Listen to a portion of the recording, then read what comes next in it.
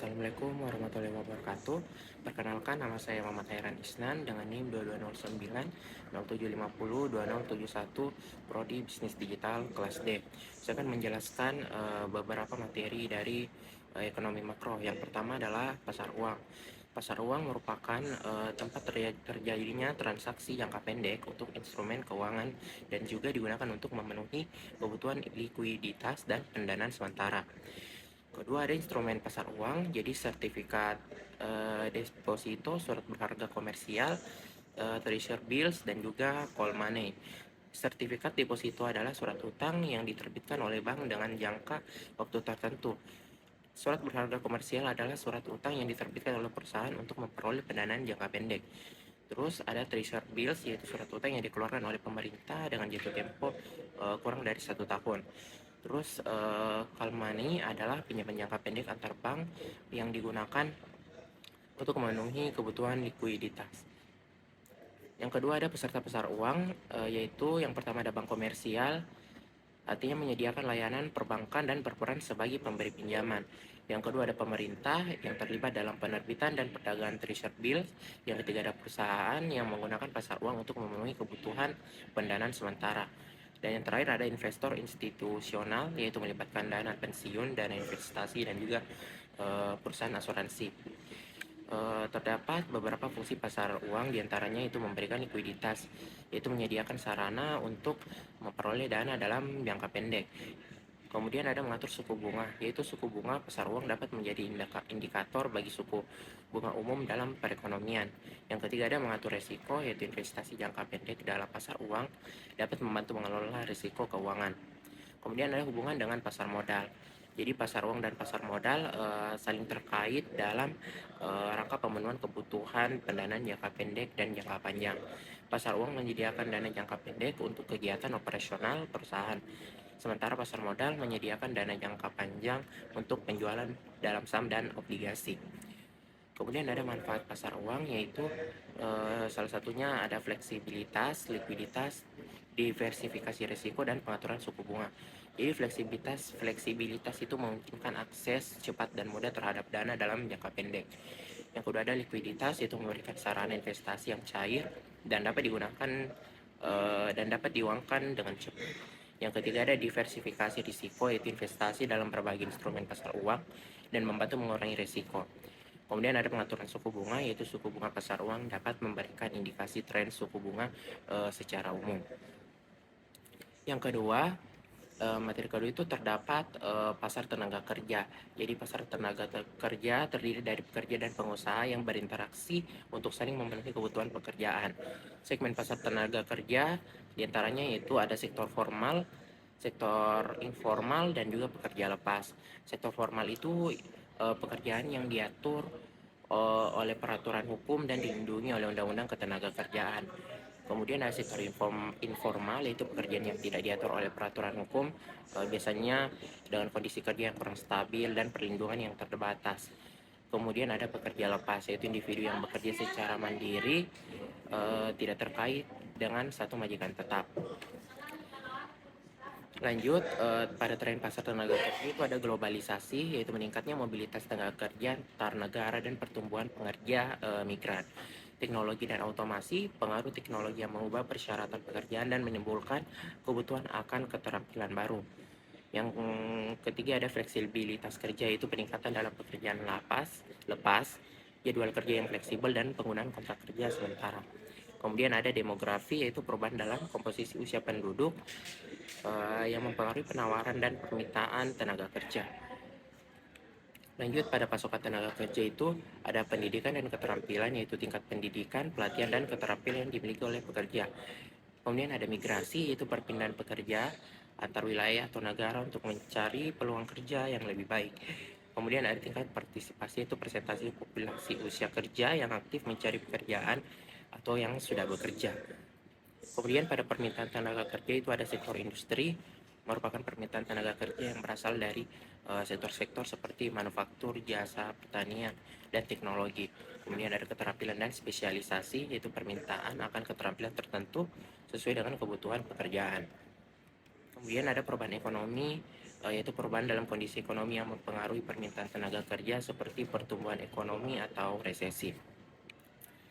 Ada juga dampak dari pasar tenaga kerja, yaitu ada tingkat pengangguran, merupakan jumlah individu yang ingin bekerja tetapi tidak memiliki pekerjaan. Dan juga ada upah dan kompensasi, merupakan tingkat upah yang ditawarkan kepada pekerja sesuai dengan permintaan dan penawaran tenaga kerjanya. Ketiga, ada ketidaksetaraan, yaitu perbedaan dalam akses, kesempatan, dan kondisi kerja antara berbagai kelompok pasar tenaga kerja. Dan yang terakhir ada pertumbuhan ekonomi, yaitu keterkaitan antara pasar tenaga kerja yang kuat dengan pertumbuhan ekonomi yang berkelanjutan. Kemudian pada materi yang ketiga yaitu proses makroekonomi dalam teori Keynesian. Kemudian ada juga proses makro Keynes. Yang pertama ada permintaan agregat atau aggregate demand yang terdiri dalam konsumsi, investasi, pengeluaran pemerintah, ekspor dan impor, dan juga total permintaan agregat.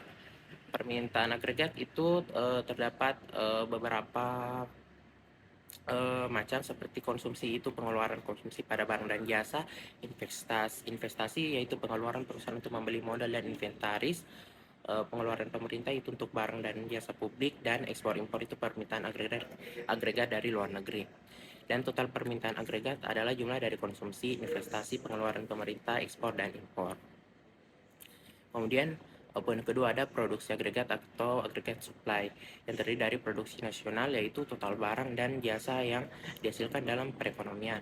Kemudian ada tingkat harga yaitu tingkat harga umum barang dan jasa dalam perekonomian.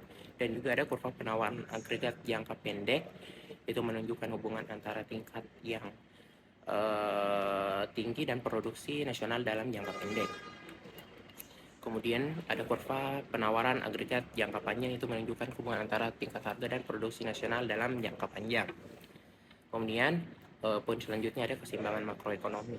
Yang pertama ada titik keseimbangan di mana permintaan agregat bertemu dengan produksi agregat, dan juga output keseimbangan yaitu di mana tingkat produksi nasional di mana permintaannya agregat sama dengan penawaran agregat.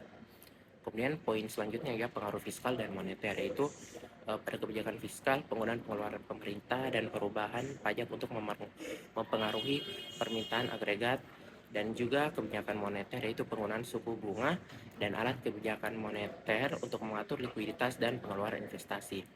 Lanjut ada efek multiplier dan efek paritas modal, yaitu efek multiplier adalah peningkatan dalam pengeluaran pemerintah atau investasi yang dapat menyebabkan peningkatan yang lebih besar dalam pendapatan nasional.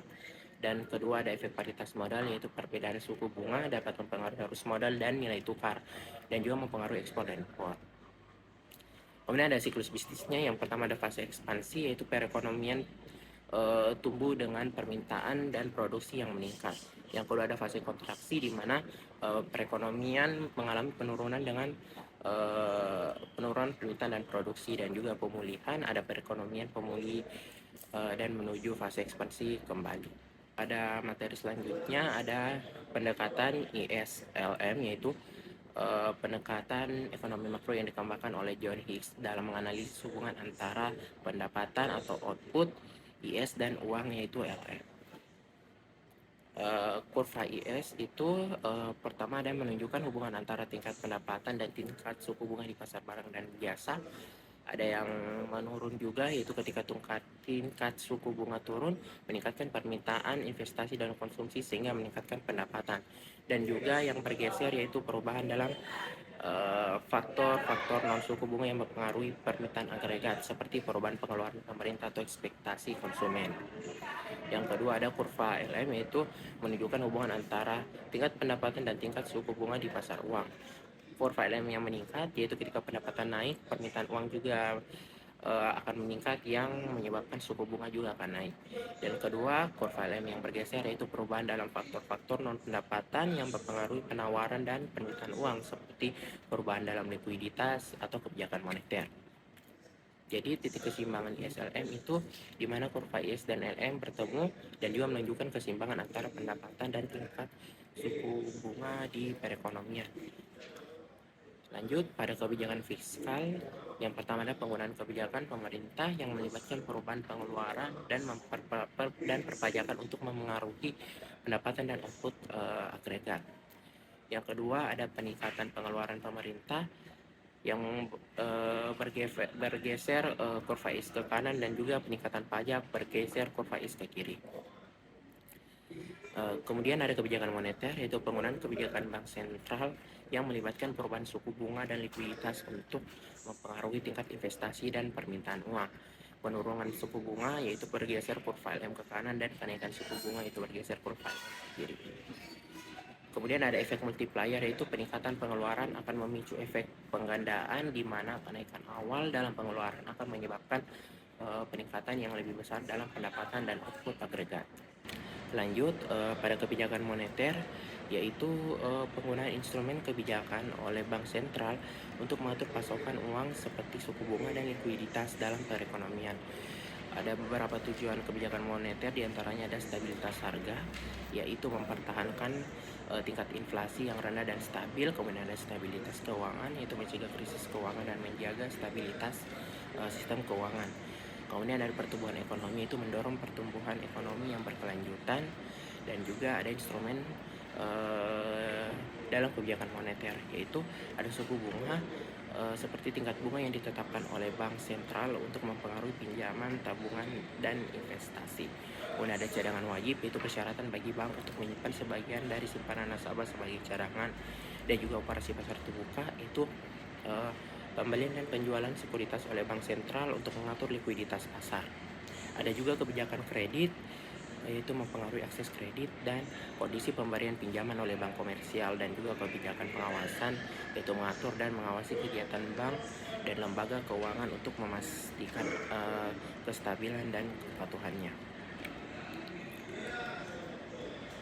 Ada efek dari kebijakan moneter, diantaranya di investasi, yaitu suku bunga yang rendah dan merangsang investasi dan pertumbuhan ekonomi. Kemudian ada konsumsi, itu suku bunga yang rendah dapat mendorong konsumsi melalui kredit yang lebih murah. Dan juga ada nilai tukar, itu kebijakan moneter dapat mempengaruhi nilai tukar mata uang nasional. Dan juga inflasi, itu kebijakan moneter yang ketat dapat membantu mengendalikan inflasi. Yang terakhir ada pasar keuangan, itu kebijakan moneter dapat mempengaruhi harga aset seperti saham dan obligasi. Kemudian ada strategi kebijakan moneter, yaitu ada yang ketat dan ada longgar dan neutral. Jadi ketat itu yaitu meningkatkan suku bunga dan mengurangi likuiditas untuk mengendalikan inflasi. Kemudian longgar, yaitu menurunkan suku bunga dan meningkatkan likuiditas untuk merangsang pertumbuhan ekonomi. Dan juga neutral, yaitu menjaga kebijakan moneter stabil tanpa perubahan drastis. Kemudian ada koordinasi kebijakan, yaitu interaksi dan koordinasi antara kebijakan moneter dan fiskal untuk mencapai tujuan makroekonomi secara efektif. Materi selanjutnya ada kebijakan fiskal, yaitu penggunaan instrumen kebijakan oleh pemerintah untuk mengatur pengeluaran dan penerimaan negara guna mencapai tujuan ekonomi dan sosial. Kemudian ada tujuan dari kebijakan fiskal, yaitu diantaranya ada stabilitas makroekonomi, merupakan memelihara stabilitas ekonomi seperti tingkat pertumbuhan yang seimbang, tingkat pengangguran yang rendah, dan stabilitas harga. Yang kedua ada distribusi pendapatan, yaitu mendorong keadilan sosial dengan mengurangi kesenjangan pendapatan dan kesenjangan ekonomi antar kelompok dan masyarakat. Dan yang ketiga ada keadilan dan efisiensi, itu memastikan penggunaan anggaran publik yang efisien dan pelayanan publik yang adil untuk masyarakat. Ada juga instrumen kebijakan fiskal. Yang pertama ada pengeluaran pemerintah, di mana pengeluaran ini untuk infrastruktur, pendidikan, kesehatan, pertahanan, transfer sosial, dan program pemerintahan lainnya. Juga ada penerimaan pemerintah, itu pendapatan dari pajak, bea cukai, penerimaan perusahaan, dan sumber pendapatan negara lainnya. Kemudian ada kebijakan pajak, yaitu perubahan dalam tarif pajak dan undang-undang pajak untuk mengatur pendapatan dan alokasi sumber daya. Kemudian ada pengeluaran modal, yaitu pengeluaran untuk investasi jangka panjang dalam proyek infrastruktur dan pembangunan ekonomi. Kemudian ada yang terakhir, yaitu kebijakan hutang publik, yaitu pengaturan pinjaman dan pengelolaan utang publik oleh pemerintah. Lanjut pada efek kebijakan fiskal, yaitu yang pertama ada permintaan agregat, di mana pengeluaran pemerintah dapat mempengaruhi tingkat permintaan agregat, dan pertumbuhan ekonomi. Kemudian ada konsumsi, di mana kebijakan pajak dapat mempengaruhi pendapatan dan belanja konsumen. Kemudian ada investasi, yaitu pengeluaran pemerintah dalam infrastruktur dapat merangsang investasi swasta. Juga ada distribusi pendapatan, yaitu kebijakan fiskal dapat mempengaruhi redistribusi pendapatan dan kesejahteraan sosial. Kemudian ada strategi dari kebijakan fiskal, yaitu ada ekspansif, merupakan meningkatkan pengeluaran pemerintah atau mengurangi pajak untuk merangsang pertumbuhan ekonomi. Yang kedua ada kontraktif, yaitu di mana mengurangi pengeluaran pemerintah atau meningkatkan pajak untuk mengendalikan inflasi dan mengurangi defisit anggaran. Yang ketiga ada netral, yaitu menjaga kebijakan fiskal stabil tanpa perubahan drastis. Kemudian ada koordinasi kebijakan, di mana interaksi dan koordinasi antara kebijakan fiskal dan kebijakan moneter untuk mencapai tujuan makroekonomi secara efektif. Kemudian materi yang terakhir yaitu penerimaan pajak. Jadi penerimaan pajak itu merupakan pendapatan yang diterima oleh pemerintah dari pajak yang dikenakan pada individu seperti perusahaan atau entitas lainnya. Lanjut pada jenis-jenis pajak. Yang pertama ada pajak penghasilan, yaitu pajak yang dikenakan pada pendapatan individu dan perusahaan. Yang kedua ada pajak penjualan, yaitu pajak yang dikenakan pada barang dan jasa yang dibeli oleh konsumen. Yang ketiga ada pajak properti, yaitu pajak yang dikenakan pada properti seperti tanah, rumah, atau bangunan komersial. Yang keempat ada pajak pertambahan nilai atau pajak yang dikenakan pada nilai tambah setiap tahap produksi dan distribusi barang dan jasa. Yang kelima ada pajak kepabeanan, yaitu pajak yang dikenakan pada barang yang diimpor atau diekspor.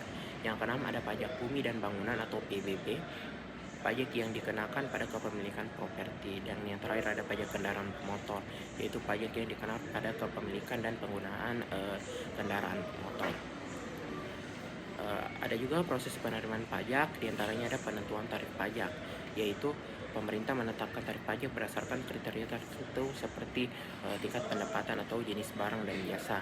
Yang kedua ada pengumpulan pajak, yaitu wajib pajak membayar pajak sesuai dengan ketentuan yang ditetapkan oleh pemerintah. Dan yang ketiga ada pelaporan pajak, yaitu wajib pajak melaporkan pendapatan dan informasi pajak lainnya kepada otoritas pajak. Dan yang keempat ada pemeriksaan pajak, yaitu otoritas pajak melakukan pemeriksaan untuk memastikan kepatuhan wajib pajak terhadap ketentuan pajak.